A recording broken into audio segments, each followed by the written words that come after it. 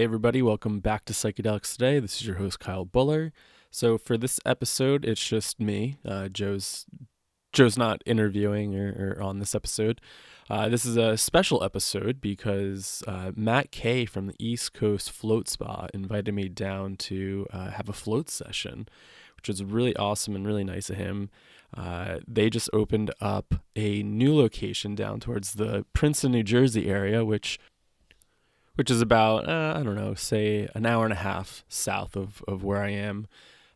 Matt K and the East Coast Float Spa also has a location out in Westchester, Pennsylvania, so a little outside of Philly, if anybody's familiar with that area.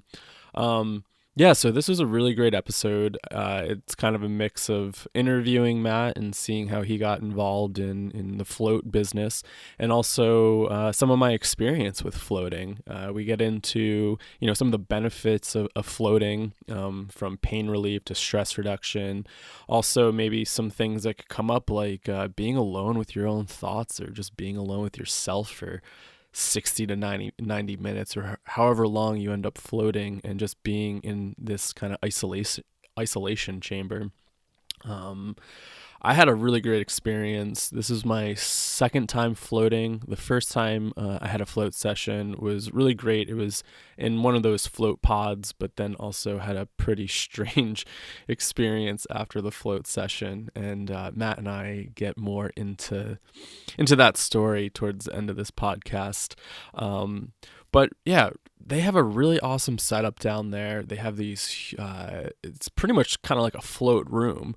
They have 5 rooms down at the spa, and you walk in, it's kind of all open, changing area, shower, and then just this huge float room. The float room is, probably big enough to stand up in. You can sit in it. It's wide. You can really spread out while you're floating.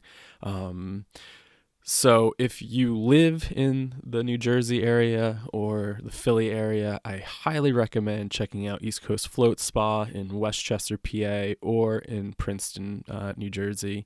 Actually, I think it's in Lawrence, New Jersey, but it's super close to Princeton. So I really hope you guys enjoy this episode. I got down there kind of late. I did like a late session around like 9:00. So we ended up recording this pretty late in the evening. I think it was around like midnight when we started recording. So I feeling a little bit relaxed from the float session, and also a little tired, but I think the conversation was really awesome. And, we only kind of scratched the surface in the conversation, and I'd love to get Matt back on to the show to talk more about the intersections between psychedelics and floating. But really hope you guys enjoy this episode, and we'll see you on the other side.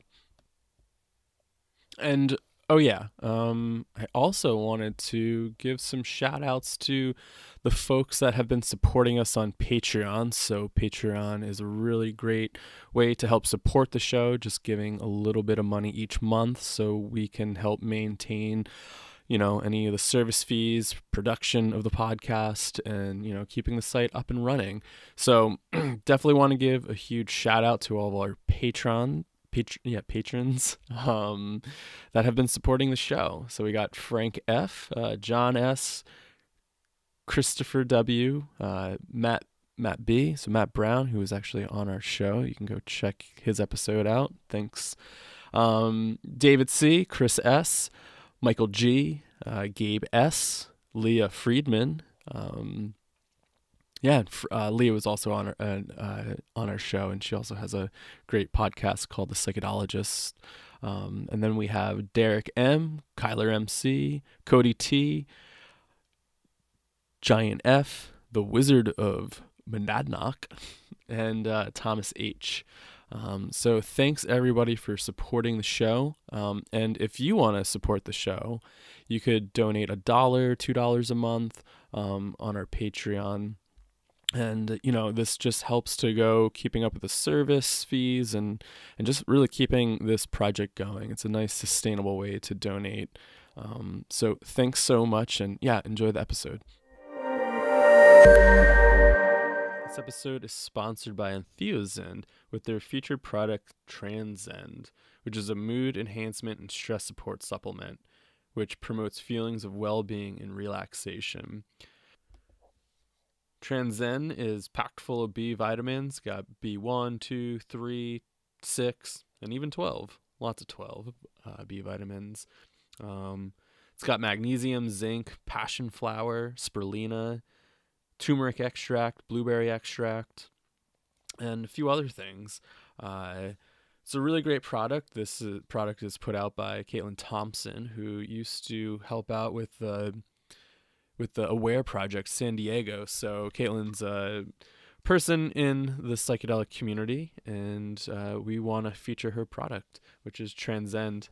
She also had this product called the Weekend Warrior, which she was marketing as a hangover supplement, so it helps out with some of those rough nights that people might be having drinking or recreating in other ways. It's pretty much the same ingredients as the Weekend Warrior, so yeah, you can also use this supplement as a way to help reboost some of the brain power after depleting some of its energy after some long nights. So definitely check out Transcend. You can find that at entheozen.com/PT. You get free shipping. I think Caitlin is only shipping to folks in the States, where that offer only ships to the States. So sorry for anybody listening outside of the States. Maybe that will change in the future. This episode is also brought to you and sponsored by Bluebird Botanicals, which is a wonderful CBD company based out of Colorado. They use only the finest Colorado hemp grown with organic methods, sun, great soil, and some water. So definitely check out Bluebird Botanicals. They make some really great CBD products. They have isolates, extracts, concentrated extracts. They sell vaping oil, capsules with their concentrates, and they even sell pet products. I don't have a dog that needs CBD, but I've been hearing people treat their dogs with CBD oil, which is pretty fascinating, and I guess works.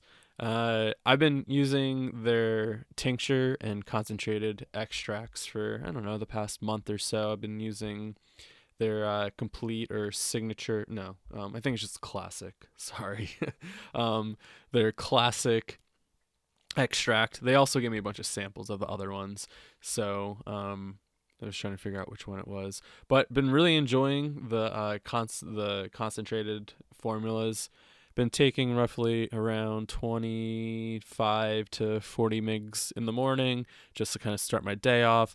I notice a little decrease in anxiety and stress, which is pretty nice. I think it has a calming effect.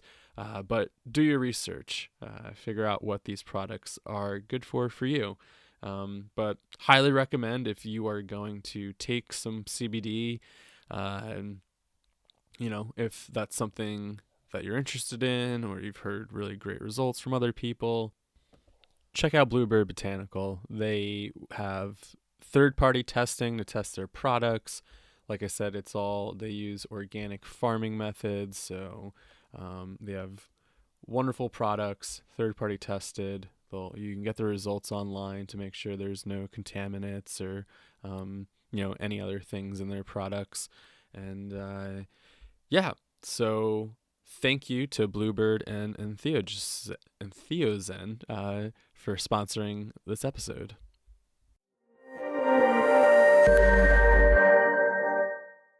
All right, welcome back to Psychedelics Today. This is Kyle. Joe's not with me today. This is a special episode. I'm here with Matt Kay from the East Coast Float Spa in Princeton. I just came down here. You invited me down to do a float session, and it's been pretty awesome. I love hearing that. Yeah. Thanks for being here. Thanks for having me on. Yeah, thanks for letting me float for a little bit and show me around here. Yeah, my pleasure. How did it compare to your this is your second time floating, right? Yeah, this is my second time floating. First time I did it in a pod. And so a little bit different than what you guys have here. You guys have like almost like a room, float room, which is pretty sweet. Maybe you can explain it a little bit better. Sure, yeah. So our float rooms it's the same idea as a classic float tank or a float pod. It's still a classic quote-unquote sensory deprivation experience, although that's not always the term du jour anymore. It's usually just floating, since sensory deprivation is kind of a scary connotation for some folks.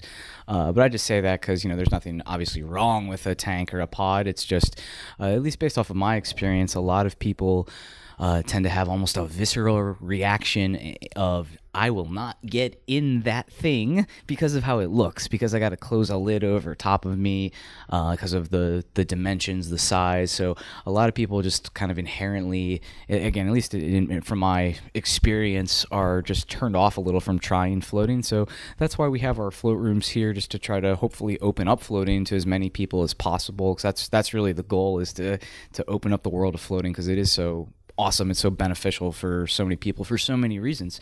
So our float rooms are large enough to walk into, and you can stand up inside. So it's the way I try to describe it visually for somebody who's never seen it, or if not familiar with even maybe a classic float tank or pod, is it's almost like an oversized bathtub that's been specially designed to block out all the lights and sound, so it's a sensory input controlled environment that you float in literally effortlessly, kind of like you're in the Dead Sea.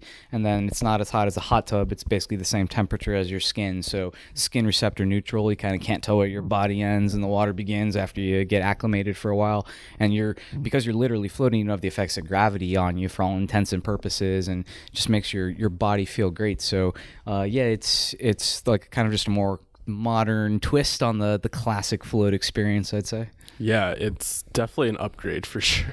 Well, thanks. When I did it was in like just a pod, and so there's just so much more room in there. I felt like in the pod I felt a little like cramped.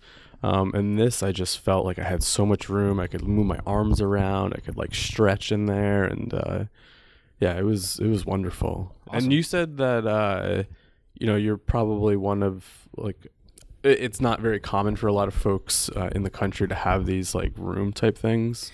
Yeah, I mean, without any like set stats by any means, just from rough research, it seems like it's definitely the minority. Most places that offer some version of floating have either the classic tanks or pods. We're definitely not the only people in the world that have rooms or chambers or whatever you want to call them. Some places have even larger ones that can accommodate 2 people.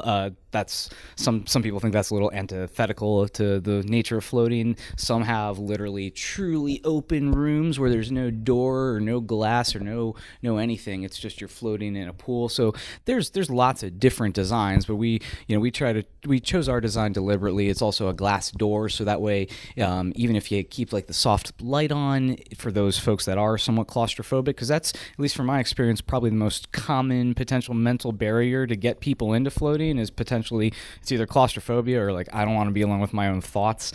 And the latter one's I think harder to overcome. The claustrophobia one I think is easier, especially when you can see it, when you can see that you're just walking into a regular sized door, that it's glass, that you can see through it. And it is a larger device, a larger environment than a classic tank or a pod. I'm not that tall, but the last time I did float in a pod, I wasn't able to really put my arms up above my head without constantly touching the sides to the point where I just gave up, and that's okay. But I do think that truly the most comfortable way to float, at least for me, is arms above your head. I think it opens up your shoulders. It's most comfortable on your neck. So I'm a little spoiled because you can do that here because it is a larger environment. But again, that's deliberate. That's by design because excuse me, that there is, to some degree, either like a misconception about floating, that you have to get inside this potentially scary looking thing. And like I said, there are not lots, but many places that offer some version of this, but it's definitely in the minority. It's maybe 20%, 30, 35% if you're going to go on the heavy end, but I'd say probably realistically it's somewhere around 20, 25% do offer rooms. But, search around. Some places have like mixed bags as well, but at least here at East Coast Float Spa, that's been a deliberate decision we've made, is to have these custom built float rooms both here in Princeton and at our other location in Westchester as well. You have them in your other location? Yep. Awesome. And where is that? It's in Westchester, Pennsylvania. So we've had that one open for about 3.5 years. We opened in the latter part of 2014, and then here in Princeton, New Jersey, we're excited to be open. Finally, we just opened about a month or so ago after being under construction for longer than we'd like. But like I said, we're happy to be open here, and we've got 5 of the custom-built float rooms here in Princeton, and then 3 in Westchester. Nice. Yeah, it's a beautiful space here too. You guys have done a fantastic job, especially with the aesthetics and just everything. It's really beautiful. Well, thank you. We're our harshest critics too, because we look at it like, oh, there's all these other little things that we want to do, but that's kind of a down not long term, but not immediate term type of venture. The priority is obviously getting the float place up and running and everything. Just to give a little visual here for the listeners, we're sitting in a room with a nice little light on the ceiling. It looks like water. It looks like you're kind of floating, with some really awesome massage chairs, and then there's an oxygen bar and some salt lamps. So yeah, I'm feeling super relaxed right now, and it's actually pretty late. It's like almost midnight. Time isn't real when you're floating. Time isn't real, yeah. So might get off on some tangents, and that's fine. I'm in post float mood. So how about there's something I want to dive into, but maybe we'll jump back into that a little bit later about being alone with your thoughts, because something came up for me in there about that topic. But maybe just a little bit of background about how you got involved in running a float spa center. Sure, yeah, thanks. So I first floated in 2012, so almost 6 years ago at this point, which is kind of crazy to think about. There was really nowhere to do it in the greater Philly area at that time, so I did it for the first time out in California, and I did do it in an old school classic tank, the Samadhi tank, which again is a little bit kind of restrictive. I'm not really claustrophobic, so I didn't mind it, and I loved it. I immediately booked another session 2 days later. And after that second float, I knew I was either going to, buy one for my house or start a business. And so, you know how that story ends, but I really did want to start a business because I just saw such a potential to help people and to bring floating to more people. Like I said, I kind of, especially as I started doing research on it, I was working kind of, I don't want to say rudderlessly, but working for a big corporation and a job I didn't particularly like, but was getting paid well and didn't know what I wanted to do. And I grew up, never really did. And I was going to school and getting a master's because they were paying for it, getting tuition reimbursement, Nice. but I didn't know what I was going to do. So after I floated, that was really the first time I felt any type of passion for anything in my life, really. I shouldn't, that's a little bit of an exaggeration, but definitely it was the first time that I knew that this is something I wanted to apply myself towards. I consider myself to have a strong work ethic and an ability to manifest things and make things happen, and I was confident that I not only that I could, but that I could, I don't want to say do it better than people, but really try to take it to the next level and to try to innovate and try to understand what makes a world-class float center, and how do I make East Coast Float Spa that? How do I make East Coast Float Spa a world-class float center and become a leader in the industry? And so, that's always kind of been my goal, because I do think this is such a invaluable tool, and that's ultimately what it's all about. It's about the float. It's about, not about my story. It's about it's about the float and bringing this tool to as many people as possible. So anyway, to try to wrap that up briefly, I started just applying myself in my master's coursework. I did an independent study. Nice. To try to work out a business plan and figure out, potential capital raising, that type of thing. I talked with one of my business partners who had been to the Dead Sea before, so he had that as a frame of mind, and we started working on it, and that was in early 2013. We signed our lease in early 2014. We opened our first location in late 2000, the second part of 2014. And again, I've just been super excited and passionate about it. And I'm beyond excited and grateful for the opportunity to be able to take part in this and hopefully, live up to what I'm saying of being a leader in the industry and delivering a an environment and a place that people can float in and will want to be telling others about, hey, floating's awesome, and it's not like that scary thing on Stranger Things, or it's not like whatever you thought. No, you don't have to close the lid over top of you. Check out East Coast Float Spa. They got these big open rooms, so that's the idea, and it's thankfully working. And to go back to a leader in the field, when I was in the float, that's what I was thinking about you. I think you're doing well so far. I mean, this is, I haven't been to too many float centers, but I don't know. I have high hopes. Well, I can say that I did go to a lot of float centers. That was one thing I did in that year when I was going through those quick timelines there. In the year from when I first floated to when we opened up, or it was more like a year and a half, 2 years, my business partner and I, we went across country. We went to over, I don't know, close to like 15 different float places, went to ones in Canada as well, just to, again, really try to see what are other people doing. And then we have, our own expertise that obviously we hadn't run a float center before, but, we have our own skill sets that we bring that have been, able to mesh well into this industry, into this environment, we think. So, again, we're just like excited and grateful to be able to do it. Yeah. And where'd you get your master's in? I got my undergrad in psychology. That's also where my business partner and I, we both met at Penn State at Penn State University, and both had our undergrad in psychology. He went and got his master's in industrial and organizational psychology at the University of Baltimore, and so he does a lot of kind of like company culture and personnel type things, as well as all of our like kind of vendor relations and stuff like that for the most part. And then I was going to the University of Delaware and just getting my master's in business administration. Nice. So yeah, definitely a skill set that you're putting to use right now. Yeah, right? It's just really exciting too, because I was working at a job that was like okay, but I want to say like I hated it or was miserable, but like as I was turning 30, basically the idea of continuing to do this for something that like was okay, and it had like golden handcuffs, so to speak. Like it was paying me well enough to the point that like part of me was afraid that I wouldn't ever, quote unquote, like live up to what my potential was, which I didn't know what it was anyway. It's not like I ever knew what I wanted to do. So I was just, so passion, that passion, like I said at the beginning, like I'd never really felt that before. And I also didn't really mention like why I got passionate about it. And honestly, it's because of the immediately tangible effect that it had on my body.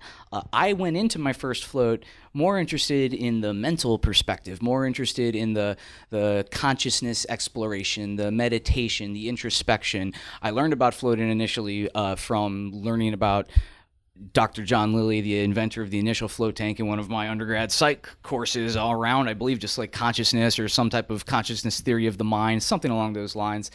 And that piqued my interest, but like I said, there's really nowhere to do it. And so when I did go to finally do it, that's what I was most interested in. That's really what drove me to do it, was that tool for introspection. I really had no idea the impact that it could have on your body. I have like metal in my leg from an old car accident, so I deal with chronic pain pretty much all the time. Certainly not as bad as others, but pain's pain, and everybody's got their pain. But floating is like the most effective non-drug based pain relief modality that's out there, and I'm obviously biased, but that's because of the undeniable like experiential effect I've had on myself, as well as seen with other clients all the time.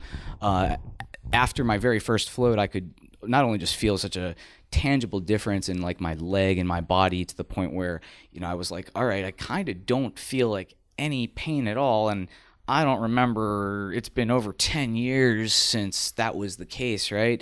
And then what even blew my mind more was I kind of messed up my shoulder just from working out and lifting, to the point where I didn't have full range of motion, right? I couldn't swing my arm all the way around. I could get about here, like, 10 degrees up or something. Wow. I had not been working out for like 6 weeks. I got out of my first float, and somehow I was just swinging my arm totally and, doing a double take initially, like, wait, what? Really? Like, I've been in, not agony, but, I've been in pain for the last 6 weeks, and I just floated, and now I'm fine and I can move my arm. Like, I was kind of flabbergasted at that type of effect, and so that also then clicked with my leg. I've got my surgeon from the accident. His words are kind of ingrained in my mind, not as like hopefully a negative self-fulfilling prophecy, but he said that by the time you're 40, you're going to have the hip of a 60-year-old, and you take that further and further down. So obviously I don't want to say I worry, but I kind of worry, or at least certainly used to worry about that. And then I was on, all kinds of, I was about to say antidepressants. I was on antidepressants as well, but I was going to specifically mention painkillers. So, I was in a fatal car crash. I was non-weight bearing on my leg for over 3 months. I was in physical therapy for the better part of a year. And then even after that, I wasn't like just fine and better, but I was also prescribed like every single painkiller that exists, including OxyContin. And as I'm sure you and many listeners know, it's addictive as hell. It's basically heroin, and I, like many people, struggled with it. And not only did I just struggle with it, I then like extrapolated my neurotic, worrisome self into the future of, I have these potential health problems in the future. I don't want to be addicted to OxyContin when I'm 35, when I'm 40. Like, I don't, I worried about that. So when it kind of just clicked after that first float of like, oh man, this is it. This is what's going to help me personally in my life, let alone the fact I can help a lot of other people too. That's awesome. That's a great story. Thanks for sharing. Were you at the point where like you were kind of maybe not say addicted, but did you feel like or were you addicted to opioids at that point? Yeah, I mean, I wasn't just addicted. I mean, I was definitely addicted. I was definitely abusing them for sure. It's not like I was just, I mean, I certainly was using them because I was legitimately in pain. But then like even after, it's hard for me to even like find some like delineation point where it's like, and then at that point I really wasn't in pain anymore, right? Like I'm in pain right now, it's like you just kind of learn to deal with it, right? It's like I'm at a 2 out of 10 or something, but like at that point it's like I was always at a 6 or a 7 or an 8 out of 10, and it's like a deep pain in your bones, it's like it hurts a lot. Like, it's hard to describe. And I have somewhat of an addictive personality anyway. And again, it's basically heroin. So it's, it's hard to avoid it unless you just like have that mental fortitude in advance of like, I'm not going to touch this because I don't trust myself to not get addicted to it, And so, I mean, I was definitely addicted, definitely abusing it as well. I mean, my family tried to have like a little mini intervention with me and be like, hey, they sent my sister away after dinner. And we're like, we think you're abusing drugs. And, I got all incredulous and, walked away and stuff. But yeah, I definitely had a problem with it. It was definitely difficult. I more or less kicked it cold turkey by replacing it with just heavy alcoholism for a while, which obviously isn't healthy. But I looked at it as like kind of a lesser of two evils, and I'm now don't drink either. So nice. And how would you say like floating has changed your relationship to pain? That's a great question, and I'm not sure if it'll be easy to answer succinctly. I guess it's definitely helped me manage it. It would be the easiest way to say it. And what I'll notice is if I don't float, then I'll typically notice it like, hey, I need to float because like my leg is hurting more than it should, right? Like especially if I'm walking, this place is kind of long, if I'm walking back and forth all day, walking a lot really shouldn't be that high impact on your body, but like I can feel it, and so then if I haven't floated in a couple weeks, that's when I'm like, I need to float because old man Matt's starting to hobble around, right? So like that's probably the most like immediately tangible way I guess I would describe it, because then after I float, I usually am pretty good for at least a week or two. I go in spurts. I'll sometimes float like a whole bunch and then be off for like a week or two or whatever. Yeah. But I obviously have that luxury. So besides like I guess like the physical pain too, I mean, there's a lot that comes in from like a mental perspective as well, and I know those things aren't like directly related per se, but in my mind they are. Floating is a holistic mind-body practice, right? And I think most people would probably admit that there is some type of mind-body connection. So I think that the floating environment not only is great for your body and making you feel good, and makes you feel good even if you don't have chronic pain, it's also great for just kind of being able to put in work on yourself. It's an environment that kind of meditates you, as strange as that may sound, and it's not magic. It doesn't just happen. If you are too exhausted and you get zonked out and fall asleep, then it's not necessarily going to be the same thing as if you're in there actively floating, actively introspecting, and you're floating is somewhat psychedelic. You're getting out of your body for all intents and purposes without actually leaving your body, and you're able to really see your thoughts or see your memories in a different perspective. I feel in a more neutral, non-judging perspective. At least I feel like maybe that comes with practice. I've been floating for going on 5 years at this point. So the first time you float, I definitely don't think you're going to necessarily have a life-changing experience. Right. But almost everybody does really like their first float at that. So Yeah. I know that was kind of a lot, and it wasn't. I veered off from the No, physical pain, but it's all good, because I mean it really comes back to the mind-body connection. And something that I noticed when I was just in there was going for, thinking about the psychedelic going out of the body. I did kind of have a lot of outer body dreamlike experiences in there, but it also helped me get in touch with my body in a different way.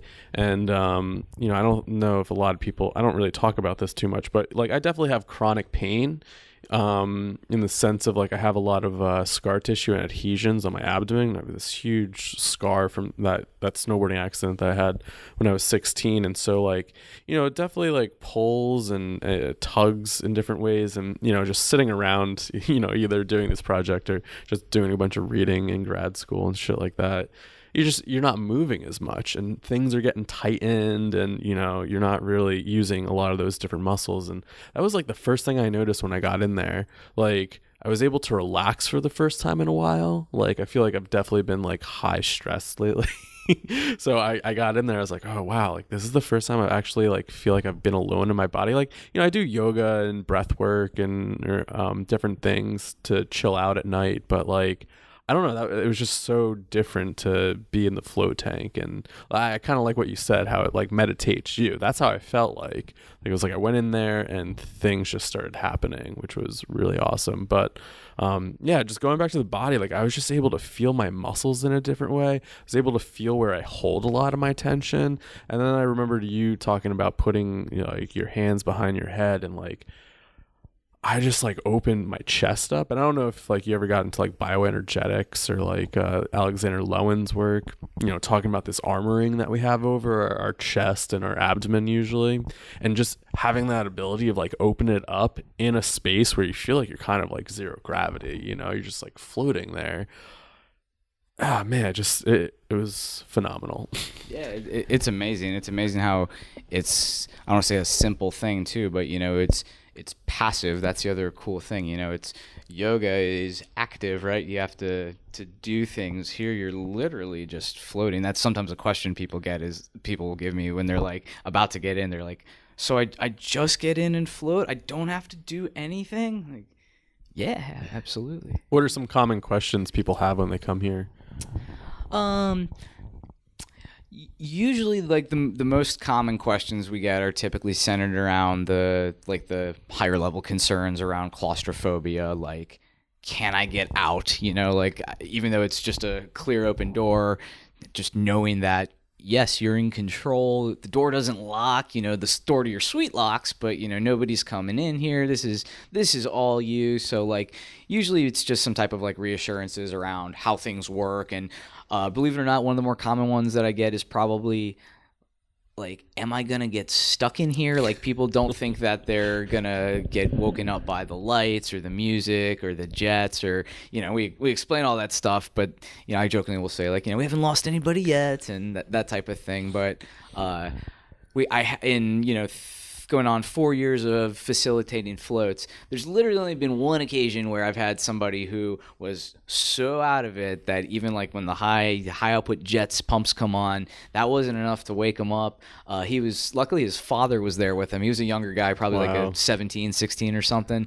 And his dad eventually had to go into the room, and he literally had to open up his door and like yell in there, and like dude was just out. But everybody else, we've always, we always get them out and everything. So yeah, I mean, sometimes people ask oftentimes like how often I float, because they're looking kind of for that baseline too. It's floating still is relatively under the radar. It's something that people in this space are probably already familiar with, but the general public, it's still definitely under the radar. Sometimes an analogy I use is like, it's kind of like yoga 40 or 50 years ago.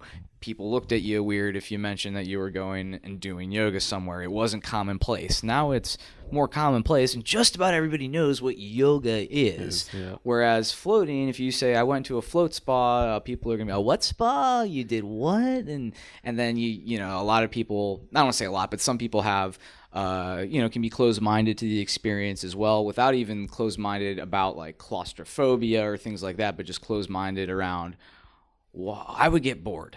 I don't want to, or I don't know if I want to be alone with my thoughts, or I could just sit in my bathtub at home. It's usually not something you're hearing by somebody who's already here, right? Somebody that's already here has made the like mental commitment. But if I'm out in an event or something, pitching it's more cold, then that can be one of the more common like incredulous responses. But I always just tell people it's pretty undeniable once you do it. It's not for everybody, but like more sarcastic people I've heard say is, yeah, it is. Floating is for everybody. It's breathing and floating. That's for everybody. So, it is something that I think once you can get past any potential mental barriers of getting in the floating device, whether it's a room like we got or a pod or a tank, then almost everybody loves it. Yeah. Is there a population that maybe not be good for? I mean, generally, I not really. I want to say like a population. I guess like a person, older people with I shouldn't say older necessarily, but people with mobility challenges potentially. You need to be able to get up and down from like a prone position, typically without another person there to help you. I mean, certainly, at least here at our facility, our staff can't help you get out, but if you brought somebody with you, they could go in and assist you getting in and out if need be. So I'd say that's probably the primary thing. I know there's some no floating rules around like pregnancy in the first trimester, stuff like that. Why's that? I don't know if there's necessarily anything like fully scientific about it, to be honest. I think it might be kind of just a best practice safeguard type of thing to the best of my knowledge. And I'm clearly not a medical professional or any type of professional, barely. I think like the first trimester is typically just like the most problematic, potentially, like if things could go wrong, if there's like miscarriages or anything, that's usually when they may happen. Not to imply that floating could trigger a miscarriage or anything along those lines. And like I said, I don't know of an exact scientific reason, but it's just kind of been like kind of industry FAQ type of best practices, and then defaulting to check with your doctor. But it usually is safe for just about everybody in terms of general, population. There really aren't a lot of typically, and again, always check with your doctor to be safe, but there's typically not a lot of like pre-existing health conditions or anything like that should prevent you from floating. Yeah. But obviously double check to be safe. What do you think about people with like mental illness? Of like being, kind of coming back to this issue of like being alone with your own thoughts. Like, have you ever heard an experience where it triggered like an experience for somebody, say like a spiritual emergence process of like just being alone, and it just starts churning some psychic material for folks and they don't really know how to process or deal with that? Me. Honestly, I would say that, I can definitely speak to that from my own personal experience for sure. I would say for the most part, that doesn't typically happen, or if it does, me or my teammates wouldn't usually be privy to it. I think sometimes what may happen, and this doesn't happen a lot, because again, most people do enjoy it, but sometimes people, just are quiet and quick to leave, and they don't really talk or hang out, and it's like, hey, how was your float? Good, okay, yeah, no, I don't want anything to drink, no, I'm good, all right, I'm just gonna head out. And I'm not saying that means anything, but sometimes, if you have a difficult experience and you may not know exactly how to process it, I find that floating is fantastic for reviewing old memories. I don't want to say like necessarily repressed memories, but certainly like you can do fantastic memory regression, I feel like, in there. I've got some personal techniques I try to do where I literally envision my life as a wheel almost, and kind of have like years on these different like spokes of the wheel. And I'll oftentimes use relationships in my life as like a baseline. So I'll be like, all right, 5 years ago I was this old, and at this point I was, my girlfriend was this person, and then all right, let's watch all my terrible decisions I made. Let's review all my decisions I made where I was self-righteous and didn't care about her and only cared about myself, and like, let's get real about why she left you, like looking at like those types of things. And that's just one example, but I feel like that's kind of a microcosm of the type of like work you can do and look at yourself while you're in there. And so like I said, I think you can just really effectively go back in time and look at your memories and like see them in that, I think I mentioned before, like a third party, non-judging point of view potentially. And sometimes I do judge myself, and I think that's fine. I don't go like, oh yeah, you were a total asshole then. like, how do you not, like, it's honestly the hardest thing for me is like, loving myself and not feeling like, shame and regret and those types of things. Like, it's hard for me when I am replaying those types of memories, but that's also necessary for me to learn and then hopefully not make those same mistakes. I feel like floating has been really beneficial to allow me to challenge my own thoughts, challenge my own habits, especially my bad habits, my behavior patterns that are, for all intents and purposes, conditioned into me from my parents without me really being aware. But like, I was at least a lot like my dad in terms of his worst aspects, in terms of having a short temper over nothing. And even in the first couple of years of owning a float spa, there'd be times where, my temper would come out, and then in hindsight or after like a mushroom trip, and I could have some other third party point of view like that, being like, it's I'm sorry, let me just back up, I guess. Like it's so effective to allow you to potentially change your behavior patterns by being able to actually like see your behavior patterns and potentially like see them and not deny them, like not use any type of rationalization or justification, and just being like, yeah, you know what, there is no reason for you to be screaming at your girlfriend at that time, and obviously that's why she left you 2 months later. You were a total asshole. Like, you thought at that point it was totally warranted and self-righteous. But like, again, that's kind of like just one example. And I could go on other examples that are less like relationship based and more like, trauma healing based for personal stuff like that as well. I could literally ramble with a couple different stories, again, with me personally, that I found to be that floating with regularity over a couple years has been very transformative for me, especially like for me personally. Traditional types of therapies really didn't work. So I have done traditional SSRIs, antidepressants. I have done traditional CBT, talk therapy, but none of that really seemed to work for me. And that's also part of, again, why I got into floating. I mentioned, I touched on it at a high level. I said I was more interested from like an introspective perspective initially. And that's because I wanted to try to change my behavior patterns and understand why I was seemingly stuck in these these like vicious cycles, vicious loops of behaving in a way that I knew was detrimental, but like almost unable to control. So like by floating, I finally feel like I'm in control of my life, as strange as that may sound. Doesn't sound strange at all, because I think like a lot of therapy is talking about something. I mean, you can go really deep in talk therapy if the body allows it. If you're dealing with a lot of trauma, you can't even get there because your body starts having some sort of like reaction. With like something like this, where you're able to kind of like tap into a different part of the brain and different part of the body and process it differently, I think it's huge. I just have to say, I almost cracked up a few times when you're talking about like just changing behaviors, and I just kept thinking about the rewriting. There's an aspect of truth to what they're doing. It's just, in my opinion, not the right way to approach things. Yeah. So a little backstory. We were chatting about just this float book about rewriting, and we'll get into it a little bit later. But yeah, just it was funny.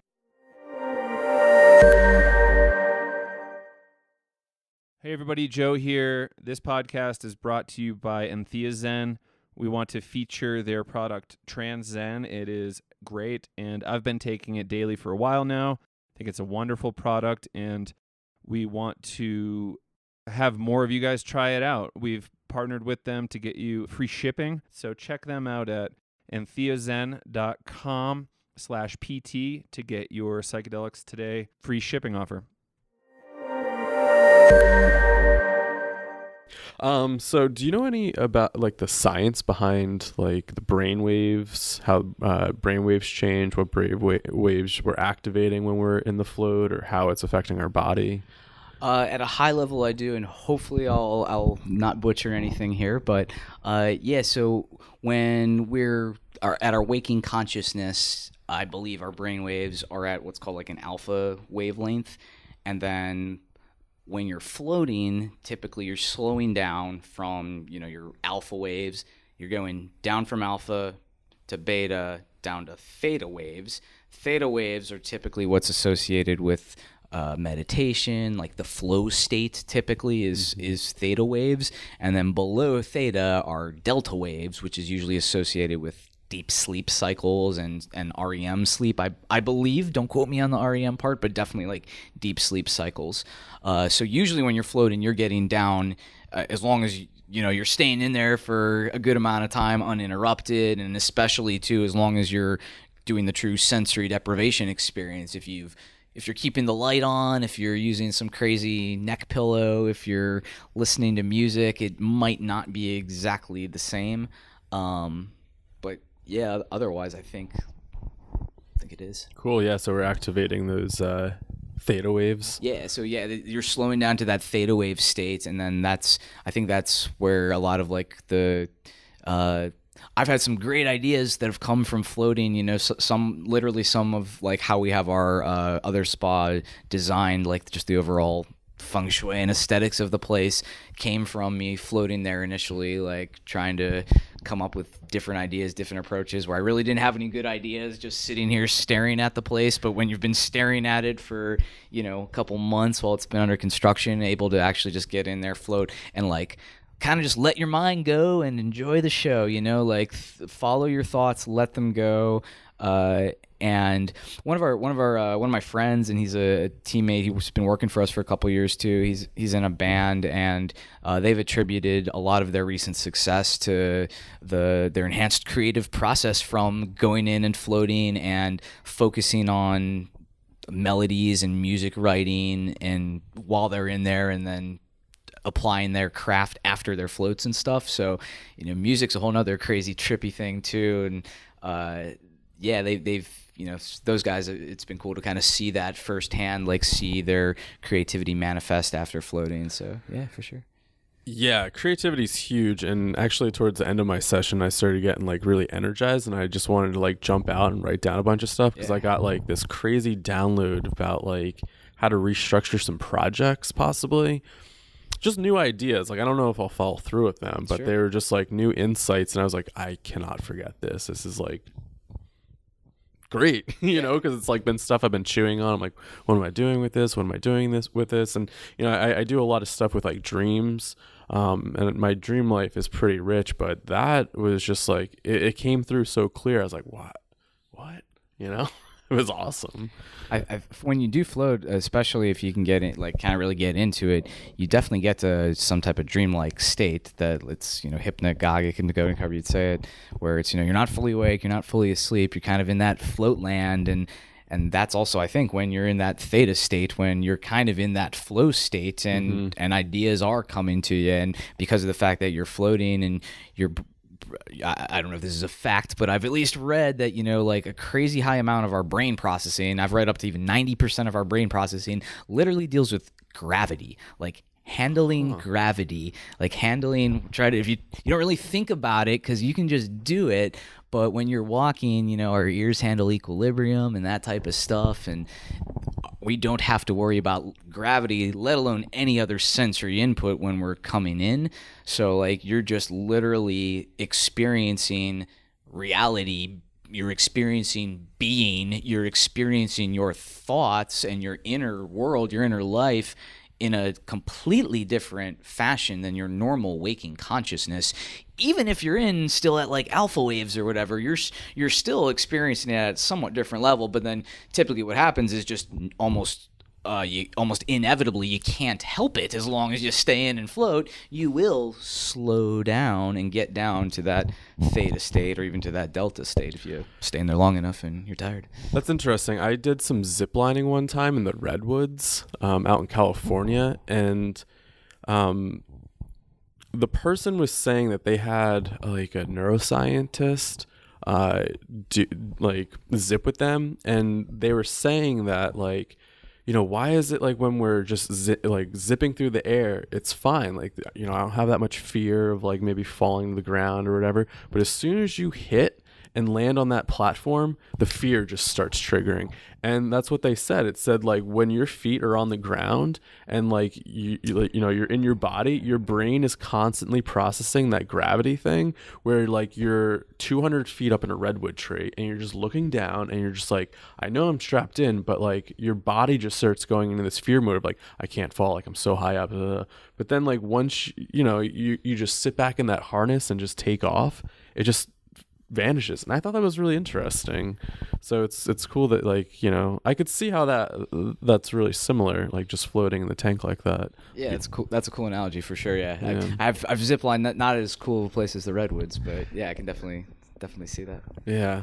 So I want to dive into a little bit about being alone with your own thoughts. So when I first got in there, obviously being so into like psychedelics and breath work and all this stuff, like I do like to be with my thoughts. But I know for some people it's really difficult. And it was really interesting because when I first got in there, like the first probably, I would guess maybe like 20 minutes, I started to have this panic where like I started to feel like, oh my God, I'm alone. This is the first time I've been able to slow down in a while. And it was like hyperspeed, like everything just started coming to the surface, like, oh shit, like what is all this? And I actually started crying. And it was like a nice kind of cathartic release where I was like, I think I needed that. Because I was also doing a little bit of breath work in there and just really staying with it. But I don't know. I get caught up in like breath work world where like it felt like I don't know if you're familiar with some of Groff's terminology, but it felt like a BPM 2. Like the walls were kind of closing in. I felt like I had nowhere to go. I felt afraid, and I was like, holy shit, there's no escape now. And which is a common theme in a lot of my breath work, so it makes sense why it would come up there. But I got to examine it in a different way, and a lot of it was I guess based around this like chest area of like not opening up enough and constantly kind of being hunched over, and how that has been really restricting in my life, and how like opening up can help just kind of push through that. I think, I don't know. I'm trying to process this stuff. I just floated like an hour and a half there's ago. That mind-body connection there for sure. But it was really interesting because I'm not like afraid to be alone with my thoughts, but I don't know, I guess being kind of a psychonaut, you maybe go a little deeper into this stuff. Because, yeah, I'm thinking about, like, Groff's perinatal theories. I'm like, oh, my God, BPM2, walls are closing in. I mean, I'm sure normal people aren't thinking about that. I think they may be thinking about it, just not in those In that terminology. Yeah, they just don't actually know really what's happening or what's processing. Mm-hmm.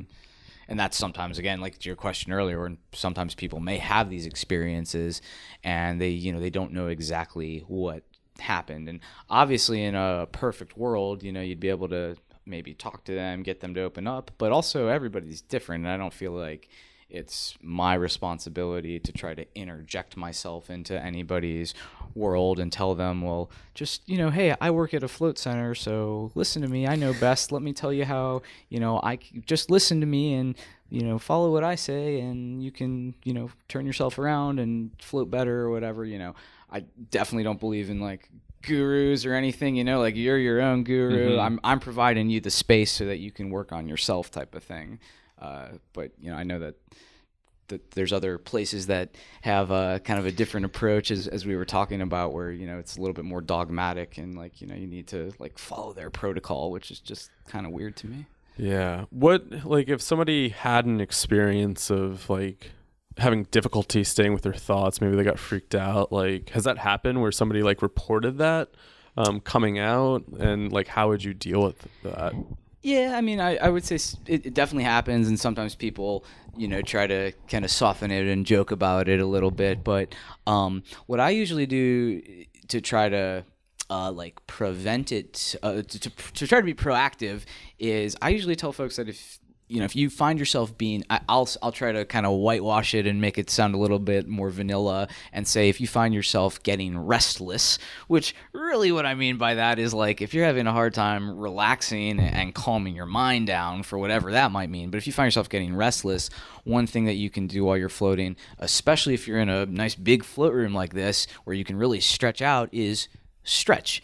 Do yoga moves. Do like yoga stretches. Like you can get incredible like side bends in there. You can, if you flex your shoulders and you can crack your body, crack your joints more than you thought you could. So like, sometimes people also come in with a preconceived notion around like my float. If my float is not like this, then it wasn't good. Like if I didn't be perfectly still and peaceful and feel relaxed completely, then it wasn't good. And obviously the goal is to relax and to feel good, but every float's a little bit different too. It ultimately comes down to a lot of like set and setting, I feel like, as well. If you're coming in with a mindset of momentum of life and traffic and work because you've been redlining, like a lot of people, like a lot of our society, right? I mean, it can be difficult to slow your mind down the first time. So I usually just try to recommend focusing on your breath. That's whenever I'm giving my initial tour, that's definitely something I say is focus on your breath. It's an easy thing to come back to and get centered on. You can do, different, I don't necessarily go into like heavy duty breath work, but just high level, like basics of, a steady 4 count in, steady 4 count out. And then I try to tell people, don't judge it. If you find yourself getting lost, that's okay. Just go back and keep breathing. That type of thing, as well as, you can also just like count backwards from 100, almost like you're trying to fall asleep, like you're counting sheep kind of. It's just a way to, try to center yourself. I personally, and we haven't mentioned this yet, because this isn't something I talk a lot about with clients, is I personally like chanting. I feel like that's a super effective way, both like actively out loud or, more internally, just in my mind without actually articulating the sounds. But sometimes I do definitely articulate the sounds, and that's psychedelic in and of itself, especially while you're floating, and it routinely will give you a different experience than if you just sit there and try to like follow your thoughts. If you sit there and you more or less actively om or do any type of chant for a good 30 to 60 minutes, you will have somewhat of a psychedelic experience. Yeah, and I actually started whistling, and I wanted to start singing, but I was like, how soundproof are these things? Like, can I start really? You're good, yeah. Really? Oh yeah, yeah. Because I mean, you mentioned like an emotional release. I've definitely had emotional releases in there. I've definitely cried. I've definitely like. I yelled. I don't typically do that. I usually float after hours anyway, so I know that I'm here alone and don't worry about it. But we've done plenty of testing, and yeah, nobody's going to hear you in there. If you could have, your music cranked up on your phone and nobody's going to hear you. So yeah, it is a safe space to have that type of catharsis, which is nice. Yeah, because I started whistling. I started hearing like these songs that I just wanted to express and get out. And then I was like, well, I know these are soundproof, but if I really start going, like, will people hear me? I mean, there's nobody here. Your friends are here, but yeah, it just kind of crossed my mind. But yeah, that's awesome to tap into the voice. And there's something I wanted to talk about, and it slipped my mind. I don't know. Well, if it's all right, one thing I'll mention that I haven't talked about yet real quick, because you brought up the topic of like mental illness and kind of being alone with your own thoughts. I've talked a little bit about like addiction and painkiller addiction. I haven't really talked about my other major neuroses. So I struggled with bulimia for the better part of, I'd say, 20 years or so. And that was one of the primary things that I was trying to kind of get under control with floating. It's a bag of bulimia and PTSD for sure.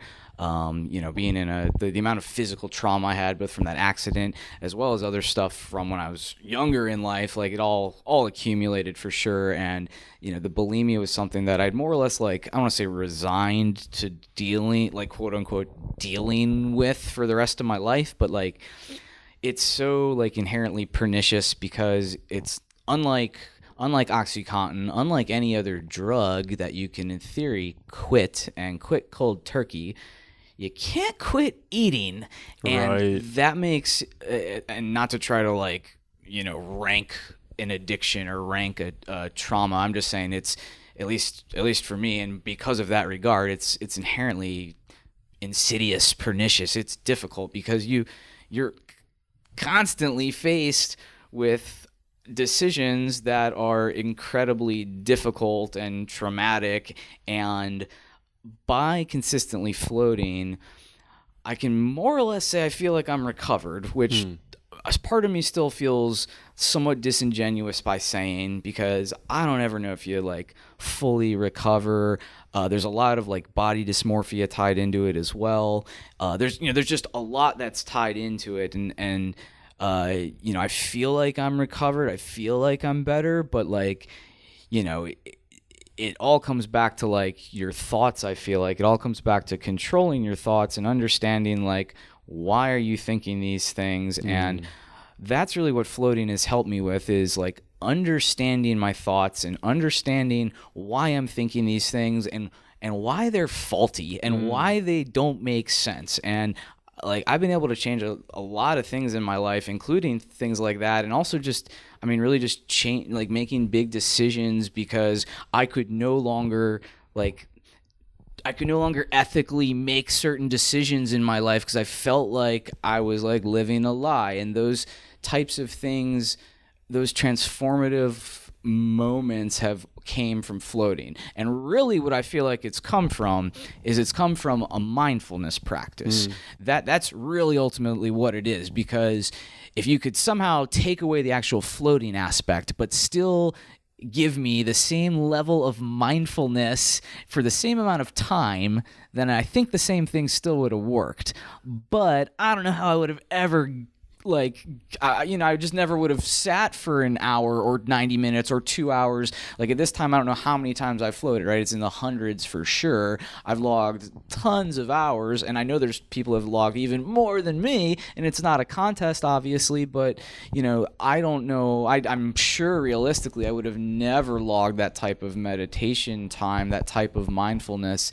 And this is not just regular mindfulness, regular meditation. This is a turbocharged version of meditation and mindfulness. So that's really what helped, is becoming I don't want to say incredibly mindful, but developing an effective mindfulness practice and using the float tank, using the float therapy as, that medium.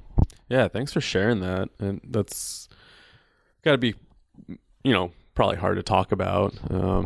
but it seems like you've kind of come a long way since. Yeah, and a lot of it too is like it is a mind body thing. I think when you're floating as well, because of the fact that you feel like you're kind of out of your body, you get like a level of almost like, I don't know if I'm saying this right, but like interoception of being able to feel your body in a different way. Like it's hard for me to articulate, but I also, to put into like layman's terms too, I feel like to some degree my brain's been rewired. I feel like there's been a good amount of like effective neuroplasticity that's occurred, because we know that that's a thing. We know that can occur with meditation, and this is kind of, again, like meditation on steroids. So, I'm not saying my brain's been rewired, but it probably has. It kind of feels like it has. It definitely feels like it has. Like new experiences create new neural pathways. So and that's neuroplasticity, right?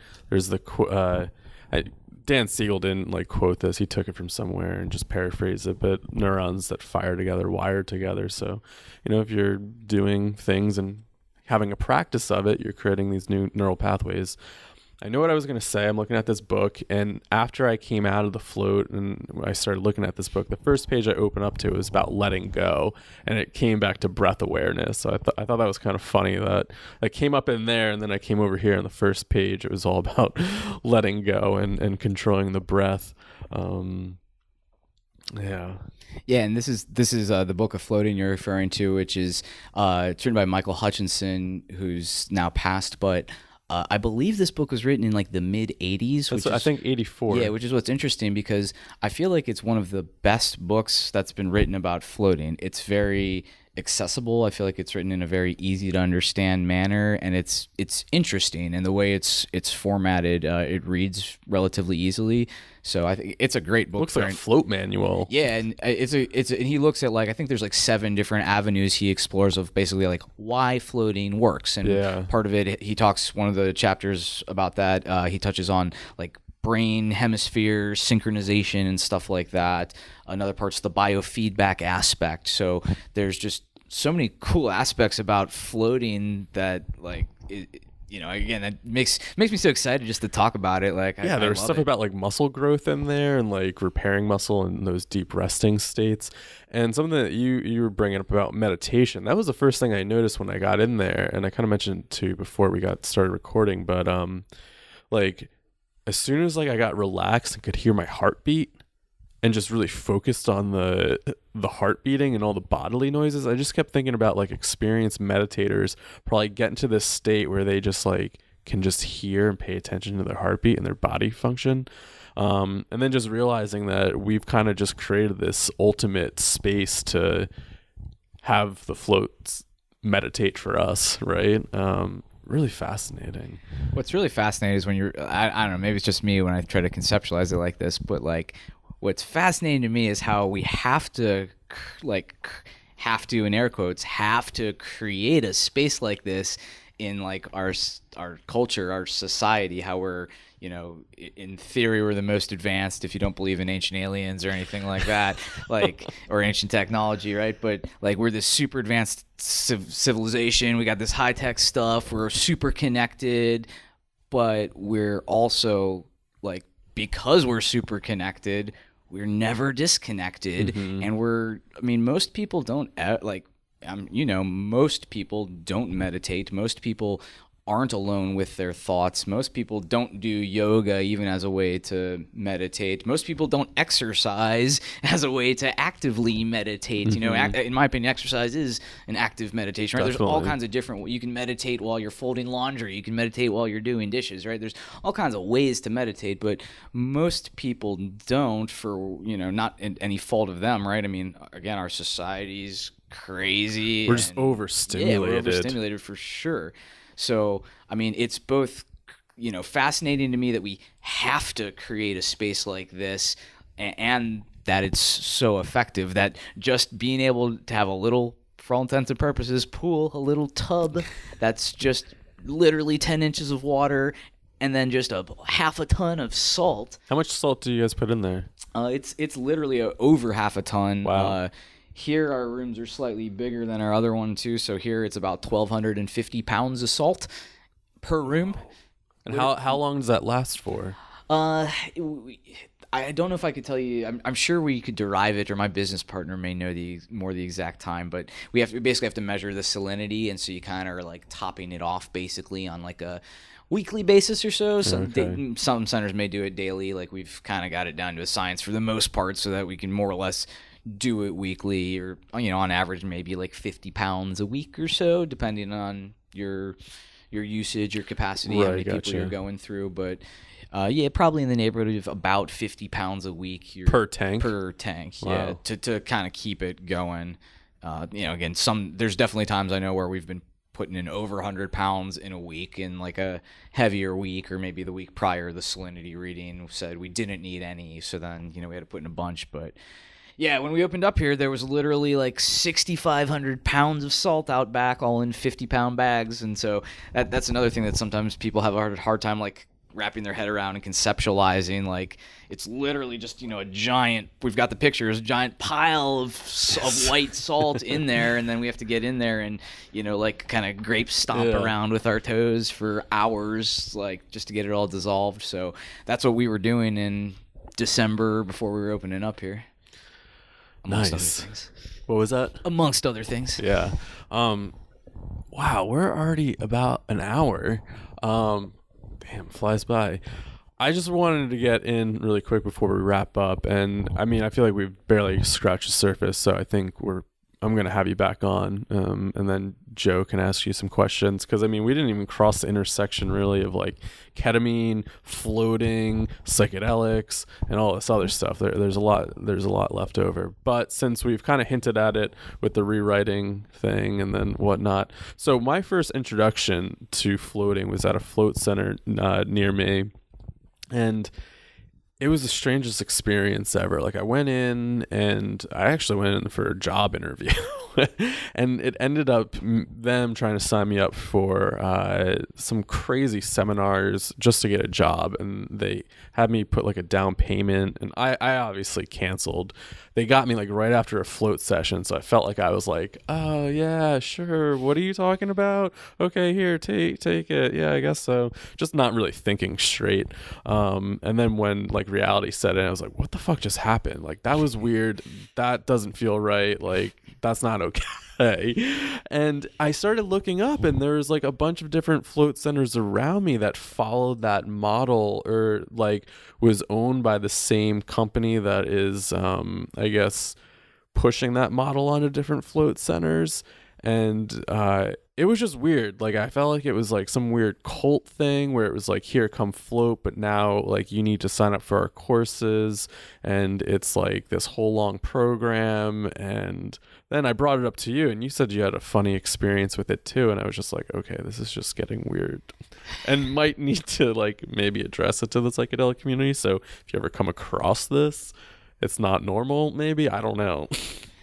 Yeah, I don't know. It's definitely strange, and it's not something that I've honestly talked about with a lot of people. I've definitely talked about it with my business partner. He was probably the first person I shared my experience with, which was in 2013, so almost like 4.5 years ago, basically.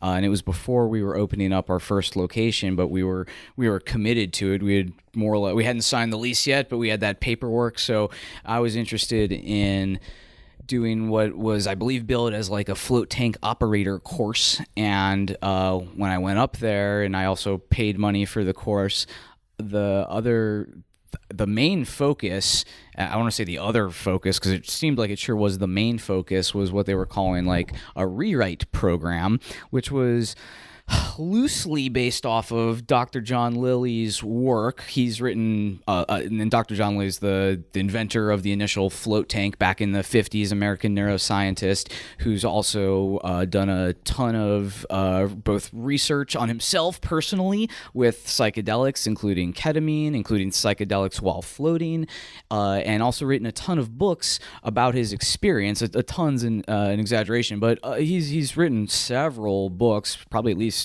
10 or 20, about his experience floating and using psychedelic drugs in the 50s, 60s, 70s, and his experience. And a lot of it was, one of his books is called Programming and Metaprogramming the Human Biocomputer.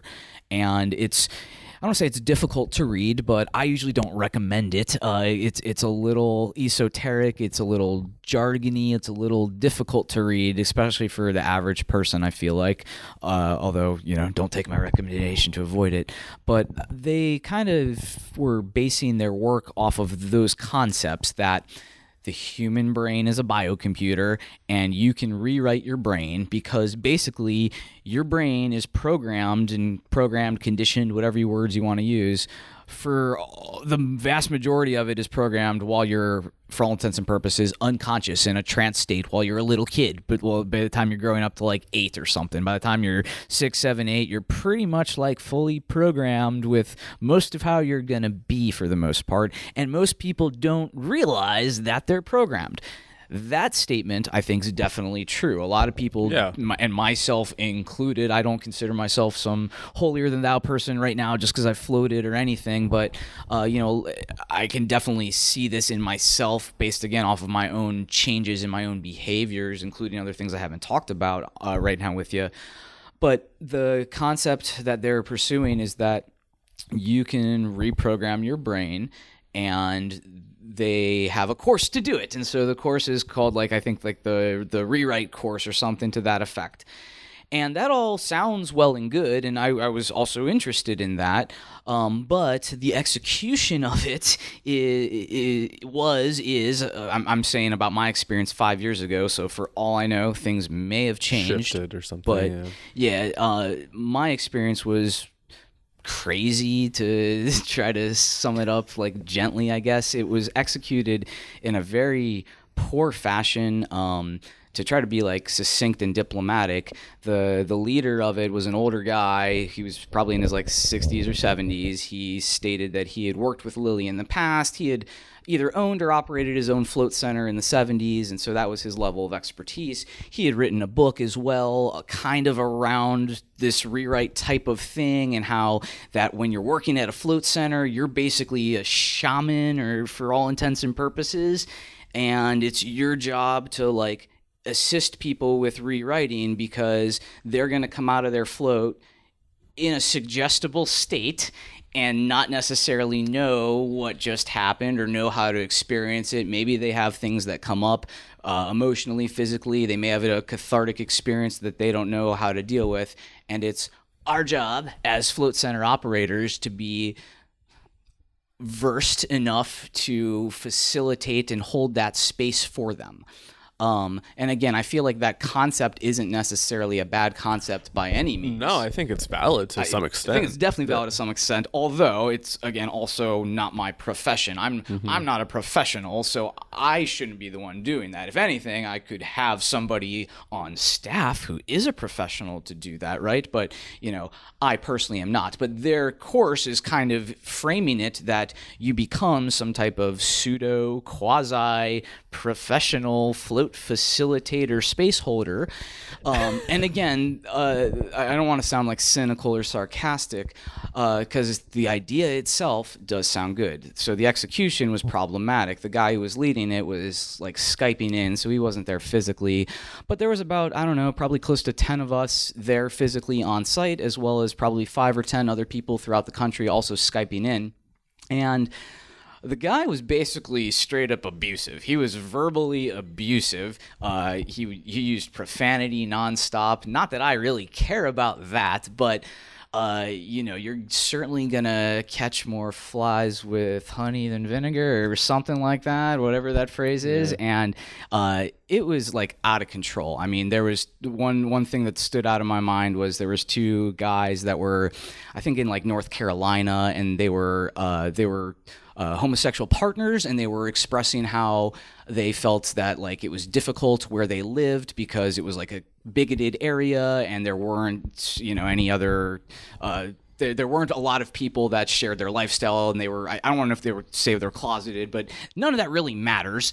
The only reason I bring this up is because, again, one example that really stood out is that this guy leading it then was like more or less mocking them. He would get you to kind of like become emotionally vulnerable and then like stick a knife in your back. So like literally more or less verbatim, he was like, oh, the poor little faggots down in North Carolina in the Bible Belt, their life's so hard because no one knows what it's like to be gay. And like he's literally saying this shit in like a mocking voice. Like he made multiple people cry.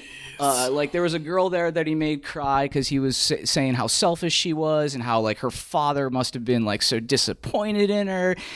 I didn't cry because I'm callous and stoic in a man, or whatever. But like, he definitely tried to get at me. He was calling me like a fucking know-it-all because like I would ask him questions and stuff because like I smelled that something was kind of weird and wrong pretty soon in, right? And my spidey sense is tingling, and so I wasn't like being rude. I wasn't trying to like push back on him, but I would ask questions and stuff and be like, what? I felt like I was, if nobody else was going to be a voice of reason in this mayhem, I needed to, and I wasn't going to try to mutiny or anything, but I wasn't also going to just sit there. Not to compare it to a religion or a cult, but I wasn't raised with any religion. I'm not into religion. I'm not into dogma. I'm into, thinking for yourself, not trusting other people, be your own guru type of mentality, right? So like that's my typical just mindset. I'm skeptical by nature. So this guy's just tearing into me going like, why did you even come here? You're not going to be able to. Now, you had to set a goal too, right? So like you had to set a goal, and some people are setting goals of trying to change a behavior. Like my goal was like, I want to start a float center because that's what I was there for, right? So like he's literally going like, you should just give up. Like, you're not going to be successful. You're not listening to me. I have the experience. You're going to become burnt toast. Like, that's what he kept saying. That was his phrase. And I'm like, he basically like kind of discounted any type of background that you may have had. Like, not to say that I have the strongest background, but I had a background in many things. I felt like I was more than qualified to be there, both in my own personal work, psychedelic work, professional work. I'm not usually in touch with like taking shit from people, like I'm a grown ass man. I'm not going to sit here and like take your abuse for a weekend, like I was like this. I literally left that night. I hadn't booked the hotel yet. And I was like, should I just bail? Like, is this worth me staying here? I'm like, I'll just ride it out. It'll be worth the story and the experience. But then, it was a lot of the same. I didn't come away from it with really anything outside of like questioning everything. And, the other thing he kept digging into me was he was like trying to say that I was trying to prove something to my father. And he's, like, what are your daddy issues you won't talk to me about? And like, I'm like, dude, I just don't talk to my dad that much. I'm a grown man. We live far apart. Like, I don't hate him. We're just not close. And so again, you like give him these little things, and it worked for most people. He'd be able to throw these things out there and they would stick a lot of times for people, and he was being fucking rude about it too. So like it just, none of it made sense, man. It's when you hear this, you're probably thinking this doesn't make sense. That's because you're being logical and you're trying to apply logic to an illogical situation. So I also left that going like, is it the industry I'm getting involved in? Like, because they're a major player to some extent. Major-ish, yeah. I mean, the centers around me, I think, are all kind of operating under that umbrella. When you look at it this way, that I was one of 20-ish people there on one weekend, right? I mean, this is something that they're facilitating with a lot of people. So, yeah, I don't know. I mean, I again left there thinking the whole thing was batshit crazy. It was one of the craziest experiences of my life. It didn't make me fully question what I was getting into, but it definitely made me question what I was getting into and going like, is everywhere like this? Like, because I'm also thinking like, my center that I want to open, it's not going to be some weird esoteric bullshit where you got to drink my Kool-Aid before you float in my cult, right? Like, that's not what I'm going for.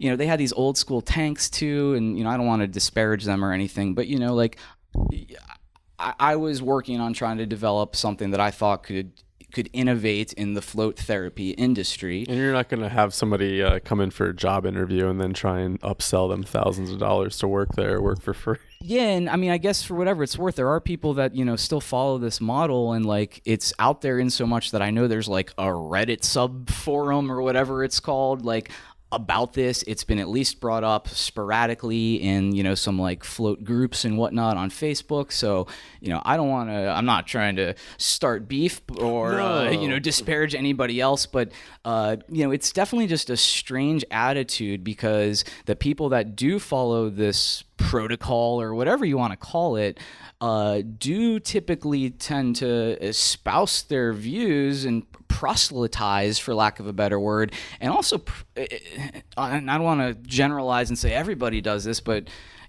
I've certainly seen specific examples with specific individuals that follow this protocol where they're proselytizing in a very close-minded, negative fashion, in so much that it's like, hey, your opinion on mental illness doesn't really count, because you're still a programmed slave that hasn't taken our rewrite course yet.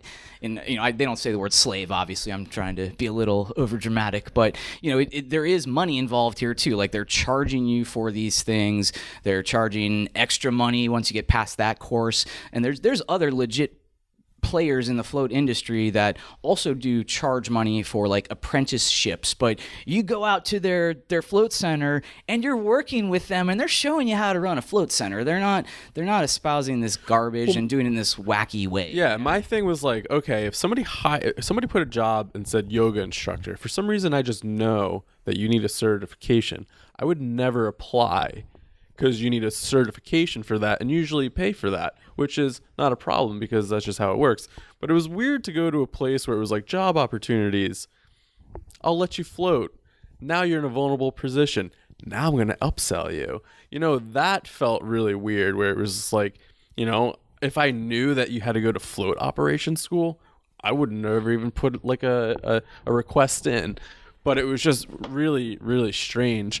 The reason why, I wanted to talk about this isn't to say these people are terrible, but it's just like the same concept of in the harm reduction and integration world of like the psychedelic community. There's a lot of vulnerabilities. You definitely want to vet a shaman if you're going down to like do ayahuasca, and something like you were just saying, like, oh, like your views like aren't valid because you haven't you weren't rewritten or whatever. And that's how I felt like when I was talking to them. Like, I was trying to explain my background and they were just like, no.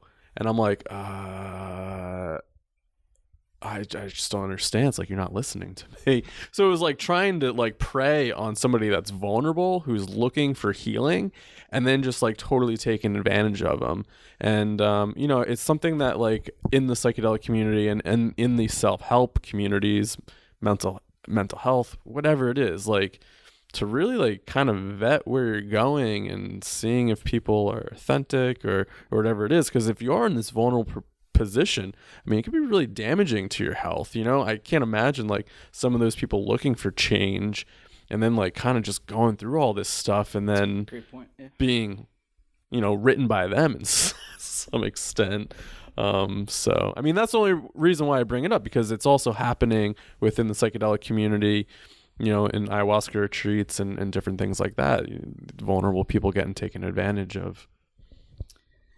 Yeah, it's unfortunate. I mean, I don't really get it. But yeah, I mean, I think any time where you're charging people money, you got to be careful for knowledge that like is kind of claimed to be special. Like, it's not really special. There's no like, Xenu at the top of Scientology pyramid or anything you're getting to with it. It's just, again, kind of like, and I'm not trying to disparage it, but like I want to say a bastardization of what Lily is espoused with not really anything else new. It's not like, for God's sakes, incorporate breath work, incorporate something. Like it's not innovative, and then again the execution is the problem. Like if I didn't get like cursed out all weekend and see him make a bunch of people cry and know that that's the operating model, and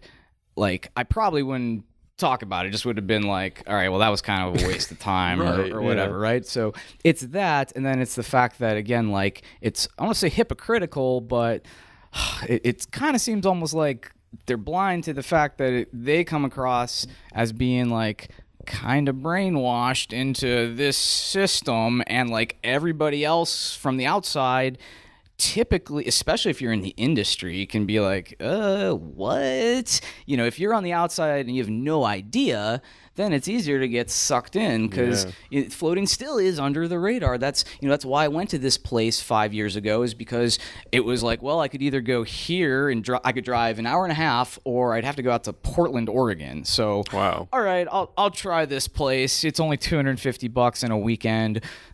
I'm sure it'll be good. You know, like it was just again very strange. So the fact that, like, you know, you had that experience too is both, I don't want to say shocking, but it's bizarre. It just, I don't know, it doesn't make me feel good because I don't know, I feel like it potentially sets quote unquote innocent people up for not ideal experiences at float centers. They're going somewhere, and you know, when you come here to my center, and I don't run the best center in the world, but we focus on letting you relax and creating the space for you and staying out of your way unless you want us. You know, we're a spa. You know, we want you to be relaxing. It's your time. It's not about us. And again, kind of getting back to, we're not professionals. If you know, having that type of space, I could actually see that being in Rick Doblin, the leader of MAPS, has talked about this. He was at the Float conference, I believe it was last year. You know, he's talked about cool. his, it's awesome. He's talked about his kind of vision for the future of psychedelic therapy, and he didn't like verbatim say that he sees float spas, but he said, you know, a spa-like environment, and obviously an area where you can be extremely you know, he's at the Float conference, right? Yeah. So, you know, he's, for all intents and purposes, kind of endorsing tacitly, like, you know, integrating psychedelic therapy into float therapy in the future. That's what I thought when I was in there. I was like, this is perfect integration work. for sure. Like, and so there are so many awesome opportunities like that it just doesn't make sense to have some type of strange, outdated model that really is not innovating and borders on abuse. And again, who knows, maybe this guy's retired and they do things way different because they've had enough this was only a complaints. year ago for me. Well, I'm pretty sure even if they're doing things different, the like after effects are still in place. Like the people that went there, like the one guy that was, and I don't know if we made this clear enough, the one guy that was in my class runs the place that you went and interviewed at. So that was why I was able to like relate right away. I was like, oh yeah, that guy, yeah, I actually kind of remember him. Doesn't he do this for work? Yeah, that's definitely him. Yeah, okay. So, yeah. Oh man. Well, yeah, we're over time, and that's fine. If anybody lives in New Jersey or the Philadelphia area, anywhere around Princeton, if you're close, an hour or so, Philly burbs, make your way to the East Coast Float Spa in Princeton. Or at the other site in, where was that? Westchester, Pennsylvania. Westchester. Beautiful, awesome experience. Matt K is great. And where can people find you? You can follow East Coast Float Spa on all social media, Instagram, or East Coast Float Spa, or East Coast Float Spa Princeton. We keep them both, Instagram, Facebook, all that stuff. You can find me on Instagram too. I'm not that exciting. I'm more into more floating, less social media is my unofficial mantra. Not to say I won't pick that up in the future, but Matt K Floats on Instagram. But thanks again for having me. I really appreciate it, and thanks for coming down floating. Yeah, thank you. And I mean, you're talking about Instagram. I think that's how we actually connected, was through Instagram. And then I think you even enrolled in our early integrating or navigating psychedelics course. So yeah, thanks so much, and yeah, we'll definitely talk soon. Thanks, Kyle. Hey everyone, I hope you enjoyed that episode with Matt K from the East Coast Float Spa in Princeton. Really enjoyed going down there and floating. I really need to get in the float tank more. It was so relaxing and really transpersonal too. So if you're, again, in the area around the Philly, Central New Jersey area, be sure to go check out Matt K at the East Coast Float Spa in Westchester or outside Princeton, and tell them that Psychedelics Today sent you. Tell them you heard about them from us. And yeah, I just want to give another shout out to our sponsors that help sponsor this show. which is helping to keep it a little bit sustainable for us, which is Entheozen with their product Transcend, and it's a mood enhancement, stress support supplement. Yeah, it's been great. I've been taking it for the past few months, off and on. Definitely notice a difference in my mood. Some days when I don't take it, definitely feel a little out of it. And we're also brought to you by Bluebird Botanical, CBD company out of Colorado. We have some really great friends over there, so we're really supporting their work. You might remember Lex Pelger from Symposia. He's also on our show. He's out there now, which is really great. Joe actually used to know the guy, or one of the employees, way early on when he was living in Boulder. And another friend of ours, Justin, who's a Wim Hof facilitator, practitioner. He's actually there too. So Transcend, Bluebird Botanicals, go check them out. Entheozen.com/PT for free shipping. And I don't think we have anything set up for Bluebird, so you can just go check them out. Get your extracts, isolates, anything CBD related. And yeah, we have spots open for our retreat down at Myco Meditations. So definitely be sure to go check that out. And hopefully we'll see you in May down in Jamaica. Thanks so much for listening to Psychedelics Today, and we'll catch you next time.